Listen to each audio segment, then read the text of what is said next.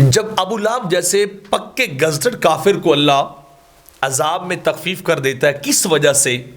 کہ اس نے میلاد النبی کی خوشی منائی اپنے بھتیجے کے پیدا ہونے کی. اس حدیث کے اوپر حالانکہ قرآن کی نصوص سے قطعیہ ہیں کہ کسی کافر کو اس کا عمل آخرت میں قبر میں حشر میں فائدہ نہیں دے سکتا، لیکن احادیث ہے ابو لہب کے عذاب میں کمی ہوتی. بڑی مشہور ہے زمانہ وہ صحابہ کی روایت کہ اس نے آزاد کیا تو سوموار کو 2 انگلیوں سے پانی ملتا ہے. اس کے اوپر مختلف محدثین نے جو اپنی وہ تشریحات کیے وہ بھی پڑھنے کے لائق، اس کو محبت سے بری پڑی. ایک ایک لفظ سے عشق مصطفیٰ جھلکتا اور چھلکتا ہے، وہ سننا چاہیے. حافظ شمس الدین محمد بن عبداللہ جزری نے اپنی مشہور کتاب عرف التعریف بمورد الشریف میں لکھتے فَإِذَا كَانَ أَبُو لَهَبٍ الْكَافِرُ الَّذِي نُزِلَ الْقُرْآنَ بِذِمِّهِ جُوزِيَ فِي النَّارِ،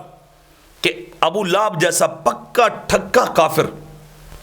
کہ جس کے بارے میں قرآن بھی نازل ہو چکا ہے، کوئی 1% بھی شک نہیں اس کے کفر میں، اور حالت کفر میں مرنے پر بھی کفر کی حالت میں مر گیا. وہ کیا لکھتے جوزیہ فی النار بے فرے لیلت مولد النبی بہی، کہ اسے مسرت خوشی یعنی وہ پانی نصیب ہوتا ہے کس وجہ سے کہ اس نے مولد النبی کی خوشی منائی تھی، میلاد النبی کی خوشی منائی تھی.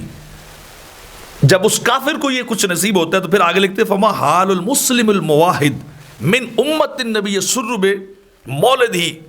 کہ اس امتی کا حال کیا ہوگا، وہ موحد کلمہ پڑھنے والا، وہ توحید پرست شخص جو سرکار کی یعنی سرکار کا امتی جو سرکار کی ولادت کی خوشی منائے، اور کیا ہے کہ جو کچھ اس کو ملے وہ خرچ کرے سرکار کی محبت میں، وہ خرچہ کرنے والا ہو تو اس کو کیا ملے گا. لا عمری انما یکون جزاء من اللہ الکریم، کہتے ہیں مجھے اپنے عمر کی قسم میرا ایمان اور وجدان یہ کہتا ہے کہ اس کی جزا یہ ہوگی ان یدخلہ بفضلہ جنات النعیم، کہ جو امتی میلاد النبی منائے گا اس کو اللہ جنتوں میں داخل کرے گا. جب کافر کو جزا مل رہی ہے رات اور سکون والی تو کیا ایک امتی کو نہیں ملے گی؟ کیا ایک بندہ مومن کو کچھ نہیں نصیب ہوگا؟ تو کہتے ہیں اس سے بھی عبداللہ جزری کہتے ہیں میرا ایمان میرا یقین یہ ہے کہ اسے اللہ جنات نعیم میں داخل کرے گا. اور شمس الدین محمد بن ناصر الدین دمشقی کیا لکھتے ہیں وہی پڑھیے، وہ مولد الحادی میں لکھتے قد سألنا بلا یخفف عنہ عذاب النار فی مثل یوم الاثنین لإعطاء ثوابا سرورا بمیلاد النبی صلی اللہ علیہ وسلم، کہ یہ بات بالکل درست ہے کہ ابو لہب جیسے کافر کو بھی سرکار کی ولادت کی میلاد النبی کی خوشی میں عذاب کے اندر تخفیف ہوتی ہے، عذاب میں کمی ہوتی ہے. اور پھر آگے انہوں نے بڑے لمبے چوڑے اشعار کو بھی نقل کیا ہے کہ جو انہوں نے لکھے، اور شیخ عبدالحق محدث دہلوی نے بھی اس جگہ پہ بڑی خوبصورت بات لکھی ہے. وہ بھی فرماتے در شب میلاد حضرت سرور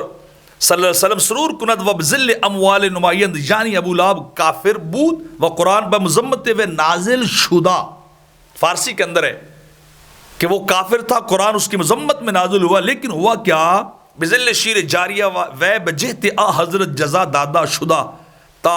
حال مسلمان کے مملو اسب محبت و سرور و بذل مال در و باشد. لمبا چوڑا لکھتے ہیں